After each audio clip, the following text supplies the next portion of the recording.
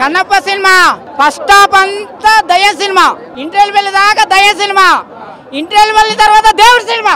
ఎందుకో తెలుసా, అందులో మరో ప్రభాస్ ఉన్నాడు, దేవుడు ఉన్నాడు, మరో కలియుగ రాముడు, మరో కలియుగ భీముడు, మరో కలియుగ కృష్ణుడు, మరో కలియుగ దేవుడు ప్రభాస్. ఆయన లేకపోతే సినిమా మొత్తం 7 గంటల వెంకటరమణ గోవింద గోవింద. హైలైట్స్ ఏదో తెలుసా, హైలైట్స్ రెండే రెండు. ఒకటి హీరోయిన్ నడుము, రెండోది ప్రభాస్ కళ్ళు. ఆ రెండు లేకపోతే 7 గంటల వెంకటరమణ గోవింద గోవింద. Super cinema.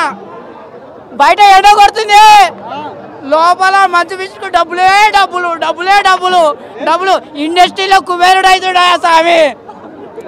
ఏ జన్మలో ఏ పుణ్యం చేసుకుంటూ ప్రభాస్ ద్వారా డబ్బులు సంపాదించుడు.